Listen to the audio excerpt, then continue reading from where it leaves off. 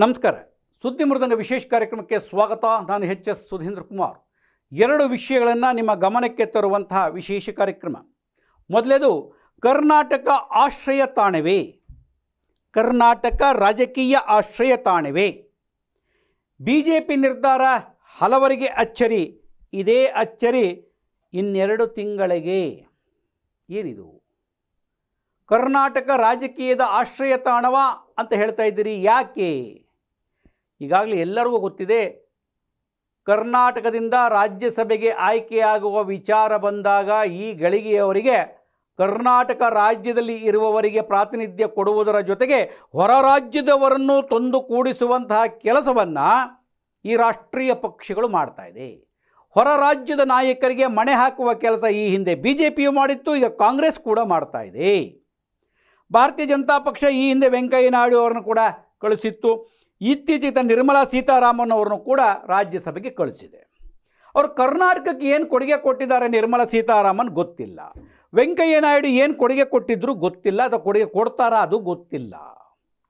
ಇಂತಹ ಸಂದರ್ಭಗಳಿಗೆ ಈಗ ಪವನ್ ಖೇರಾ ಅವರನ್ನು ಕಾಂಗ್ರೆಸ್ ಆಯ್ಕೆ ಮಾಡಿದೆ. ಕಾಂಗ್ರೆಸ್ಗೆ 3 ಜನರನ್ನು ಆಯ್ಕೆ ಮಾಡಬೇಕಾಗಿರೋ ಸಂದರ್ಭಗಳಿಗೆ ಇಬ್ಬರು ಕರ್ನಾಟಕದವರಾದರೆ ಮತ್ತೊಬ್ಬರು ಪವನ್ ಖೇರಾ ಅವರನ್ನು ಹೈಕಮಾಂಡ್ ಆಯ್ಕೆ ಮಾಡಿ ಕಳಿಸಿದೆ. ಹಿಂದೆ ನಿರ್ಮಲಾ ಸೀತಾರಾಮನ್ ಅವರನ್ನು ಕರ್ನಾಟಕದಿಂದ ರಾಜ್ಯಸಭೆಗೆ ಕಳಿಸಬೇಕು ಅನ್ನುವ ಸಂದರ್ಭದೊಳಗೆ ಕಾಂಗ್ರೆಸ್ಸಿಗರು ಒಂದಷ್ಟು ಪ್ರತಿಭಟನೆಯನ್ನು ಮಾಡಿದ್ರು, ಹೇಳಿಕೆಯನ್ನು ಕೊಟ್ಟಿದ್ದರು.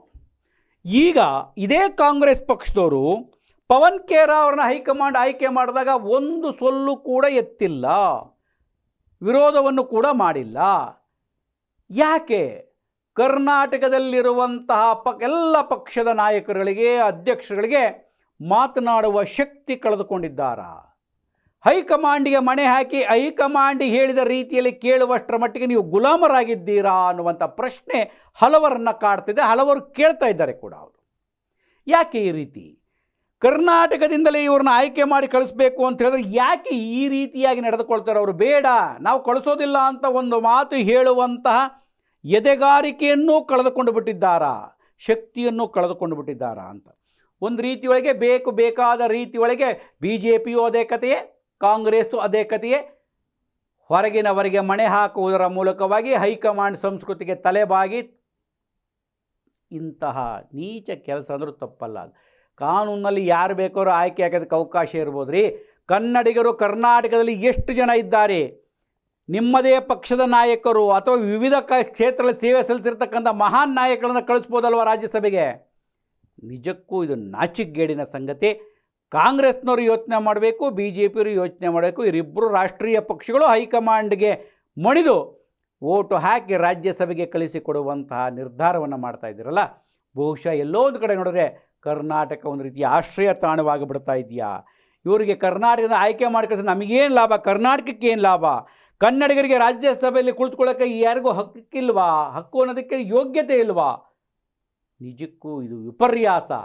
ಈ ವಿಚಾರದಲ್ಲಿ ಸೊಲ್ಲೆತ್ತದೇ ಇರುವ ನಾಯಕರುಗಳಿಗೆ ಧಿಕ್ಕಾರವಿರಲಿ ಅಂತ ಹೇಳ್ತಾ, ಎರಡನೇ ವಿಚಾರದಲ್ಲಿ BJPಯ ನಿರ್ಧಾರ ಹಲವರಿಗೆ ಅಚ್ಚರಿ. ಇದೇ ಅಚ್ಚರಿ 2-3 ತಿಂಗಳಲ್ಲಿ ಕಾದಿರಬಹುದಾ? ಏನು ಅಚ್ಚರಿ?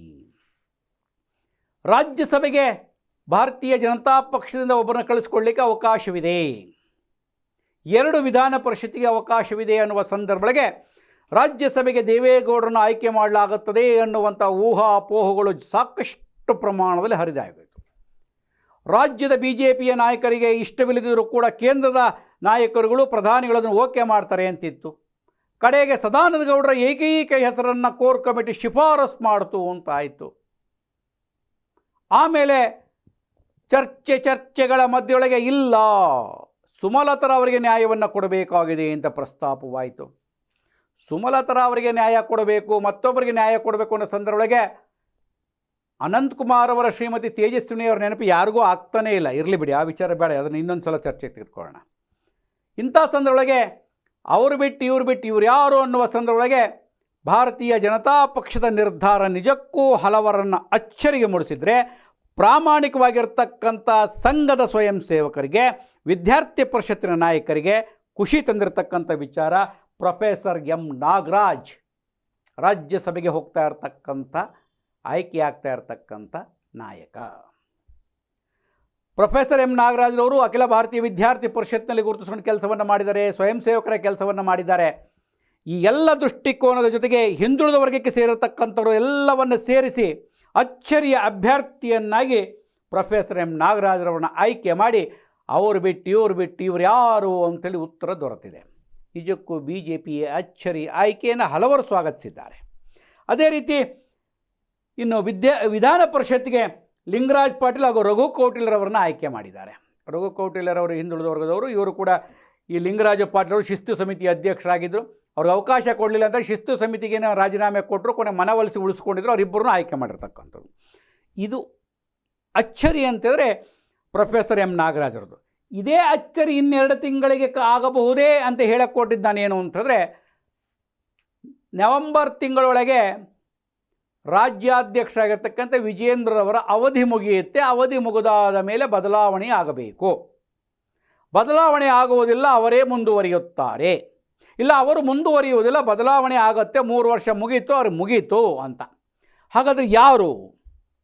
ಇಲ್ಲೂ ಕೂಡ ನಡೀತಾ ಇದೆ ಅವರಂತೆ ಇವರಲ್ಲ ಅವರಂತೆ ಅಂತೇಳಿ ಅಂತ. ಆದರೆ ಇಲ್ಲಿಯೂ ಕೂಡ ಭಾರತೀಯ ಜನತಾ ಪಕ್ಷ ಅಚ್ಚರಿಯಾಗಿ ಒಬ್ಬರ ಅಧ್ಯಕ್ಷರನ್ನು ಮಾಡಬಹುದು ಅಂತ ನಡೀತಾ ಇದೆ.